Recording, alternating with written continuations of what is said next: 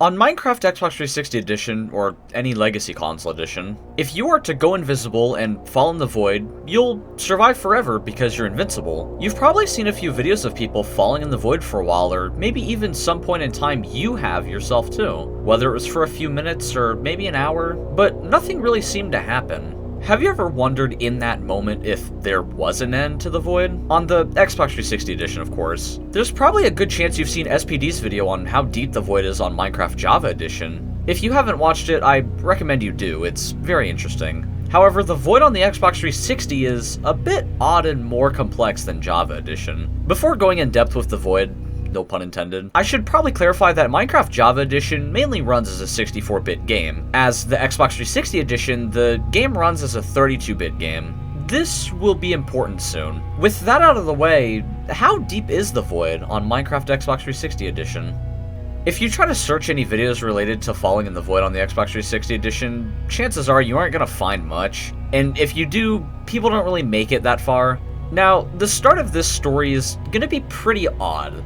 Back in 2018, whenever I didn't use my Xbox 360, I would leave Minecraft on in the void while I was sleeping or went to school or just busy with something else. Now let's say I wanted to reach block Y-1,000,000, which I actually did a year prior before starting this again. Terminal velocity in Minecraft is about 78.4 blocks per second, which would be 4,704 blocks per minute, or 282,240 blocks per hour. Already with this math adding up, reaching Y-1,000,000 would take just about 4 hours to reach. So running this before going to bed, then waking up, go to school, then come home from school, you'd be 4 million blocks into the void. Something I should bring up before going much further with the void, if you are to do this on the Minecraft PlayStation 4 edition, you actually hit some sort of bottom after falling in the void for 900,000 blocks. Now, I'm not going to go over every console edition version about the void because, well, I don't really have any other consoles and I'm too lazy to do it myself. However, the Xbox 360 edition is a lot more interesting and doesn't stop after 900,000 blocks. Now, let's say I wanted to reach Y-1,000,000,000. If you are to fall 282,240 blocks per hour, you'd be around 6.7 million blocks into the void after a day. Now, what if you left your game on in the void for a month?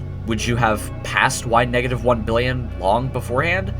Nope, not even close. After 31 days of being in the void, you'd be 210 million blocks in, only being a fifth of the way there to Y-1,000,000,000, meaning non-stop it would take almost half a year just to reach a billion blocks down in the void. I should probably slow down here since maybe it's possible the game doesn't even let you go that far at some point or the game crashes, right? Nope. In the span of 2 years from 2018 to 2020, I ended up reaching Y-1,000,000,000 in mid-June of 2020 without there being any problems. No crashes, no bugs where the game or lighting freaked out, it was simply just the void. Now, my main objective wasn't to get to Y-1,000,000,000. Realistically, I was going to leave this on for years until I was just too lazy to turn it back on. However, since Minecraft Xbox 360 Edition runs as a 32-bit game, technically the game could possibly crash at Y-2,147,483,648. At that point, it'd take almost another half a year, but who cares? If you've seen the things I've done over the years, you know how much I love wasting my time on things like this. But now this is where it starts getting interesting. On June 25th, 2020, I checked my Xbox 360 edition, which I rarely did anymore since I ended up getting an Xbox One at some point, so there wasn't much reason to check my Xbox 360. I noticed the game had crashed, which obviously happens sometimes. I mean, what would you expect? The Xbox 360 was left on for 5 months in the span of 2 years. Yeah. I loaded the world back up and left it going for a couple more hours until I noticed it crashed again. I ended up noting the coordinate I crashed at and sat there waiting to reach that position again, and it crashed again. It wasn't just my Xbox, my Minecraft genuinely crashed at that point, freezing my entire Xbox. The odd thing about this, however, is I crashed at Y-1,073,741,951, which to many of you may just sound like a random number, but if you were to multiply this number by 2, you'll notice it looks awfully close to the number I brought up earlier, negative 2.1 billion. So for some reason, making it to the halfway point of where I thought the game would crash did crash. I'm not too sure why it crashes a little over 128 blocks after reaching the halfway point to the 32-bit integer limit, but there's probably a reason to that. I ended up diddling around a bit, trying to see if I could somehow make it a few blocks further before crashing, and I could get 1, 2, or 3 blocks lower, but the game would always crash. So there I was, 13-year-old me, satisfied with technically reaching the end of the void on Minecraft Xbox 360 Edition.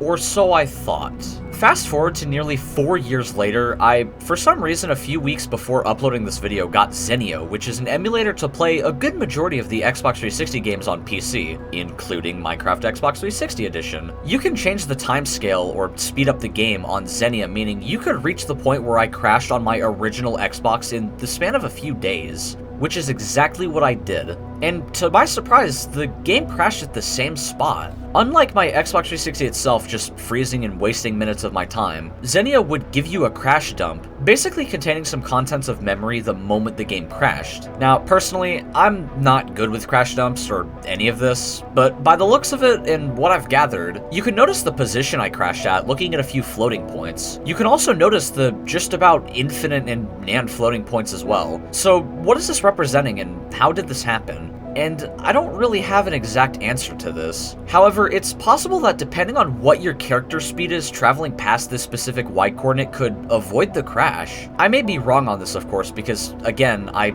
have no idea what I'm looking at here, but this is what I seem to be getting from it. You'll see why in a moment.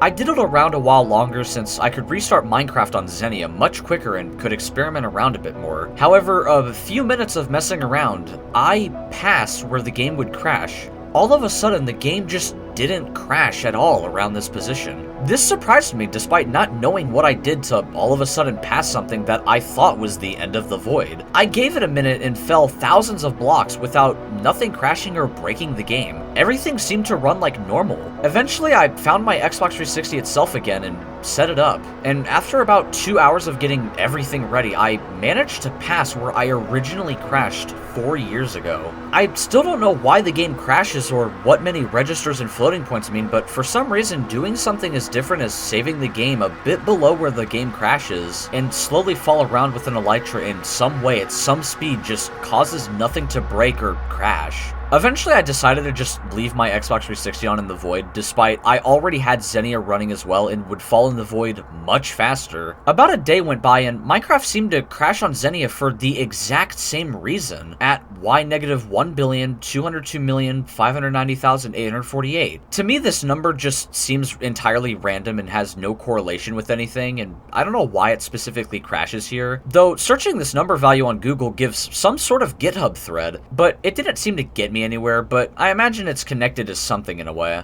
Aside from that, a few minutes later I was able to avoid the crash again and continue like nothing happened. Then I crashed again the next day at y-1,288,490,238. After a few minutes again, I was able to avoid it.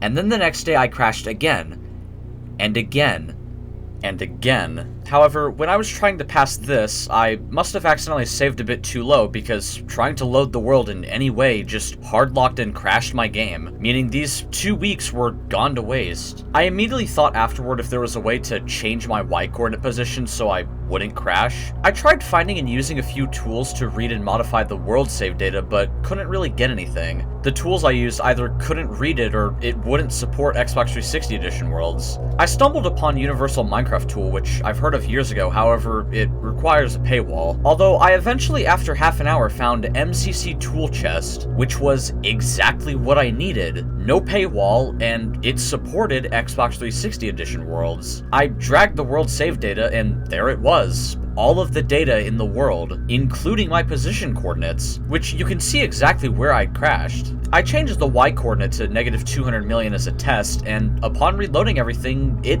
worked. So in that moment, I was able to reach the position I wanted to reach for years, the 32-bit integer limit. Whatever outcome I got on Xenia would most likely be the same result on my Xbox 360 itself. I began recording a bit before reaching the 32-bit integer limit. I'll let the recording take it from here. So I am a little scared because I did just sort of set myself 800 blocks away from the -32-bit integer limit. So I don't know what's going to happen. I don't know if the game's just going to break right here or if I'm going to see something weird, but I'm just going to go into it. I don't know if I'm about to see something very weird on screen, but yeah, I mean, I'm ready. Oh, wait, is this the bottom? Oh my god. If I go up a little and I fall, okay, notice how my arms are going up, right? I'm falling, right? It keeps going! So I'm still falling right now, but the map doesn't show anything past that. It doesn't teleport me anywhere, it doesn't do anything. If you don't understand what just happened, the game didn't crash. There were no overflows or underflows. However, my Y coordinate position, according to the map, was the 32-bit integer limit. However, you'll notice I was able to go back up and keep falling. What this means is that the map cannot show any coordinate value past the 32-bit integer limit, but I was still falling and there was no barrier. I ended up checking MCC tool chest and my Y position was lower than the 32-bit integer limit, meaning you can technically go further in the void after -2 billion. You just won't know what your position's at. Past the 32-bit integer limit though, nothing visually changes or spazzes out. The game basically runs like it always has been. However, if you move in any way aside from falling down, so moving in the X or Z coordinate, your game will just immediately crash, resulting you to pretty much not be able to do anything but fall forever. Though, since nothing seemed to happen after that, I ended up setting my Y position to the 64-bit integer limit, which is 9 quintillion. For reference, it takes about 10 days to fall 2 billion blocks, or the 32-bit integer limit, when the game is sped up on Xenia. Reaching 9 quintillion on the 64-bit integer limit would take 116.5 million years. Keep in mind, this is when the game is sped up on Xenia. In real time on an actual Xbox 360, it would take you 3.7 billion years to reach this point. Now, you'd think just maybe this is where the game actually crashes and you can't pass it, right? Nope. The game doesn't crash after the 64-bit integer limit, nor does anything else change visually or audibly. Everything is the exact same and nothing breaks. After this, I ripped the band-aid off and set my Y position to just about infinity. If you are to go higher than the number 1.797693134862315 plus 308, the number would become infinity, or Nan. This giant number is the maximum finite value represented by a double precision floating point number. Going past this value just completely breaks everything. Now, what would happen if you entered this value as your Y position on Minecraft Xbox 360 Edition? Nothing. Nothing happens. I'm not sure if this is a 32-bit thing and the game is just keeping me in place at the 32-bit integer limit in some way, or if seriously nothing happens after the 32-bit integer limit. It's odd that Minecraft PlayStation 4 Edition just stops you after 900,000 blocks down, unlike the Xbox 360 Edition where it's just infinite. It's possible that the Minecraft Xbox One Edition could have the same outcome, or the PlayStation 3 Edition, or the Nintendo Switch Edition, but that's not for me to figure out. There's definitely tools out there that are just like MCC Tool Chest that support every Legacy Console Edition I just listed, so you yourself could make it to huge boundaries in the void without having to wait like I did for a year, or billions of years in this case. A side note relating to the void is, back when Minecraft was updated to Title Update 52 in April 2017, you could get outside of the map in the Nether, meaning you can also fall in the void in the Nether dimension. Back in 2017, I did end up doing this for about a day or two, but never went as far as I did in the End dimension, which was way longer.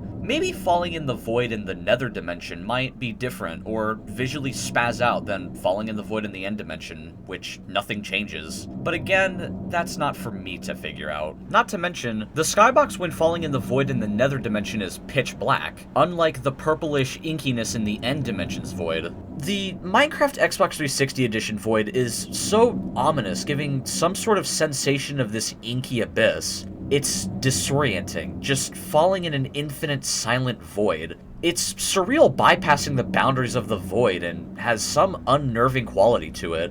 It's some sort of enigma of something chilling, silent but somewhat calming. It's odd, and I've valued this feeling. I'm happy and glad I was able to bring this subject toward the light. Even though this was something I started when I was 11 and dropped years ago, I'm glad I was able to make something of this.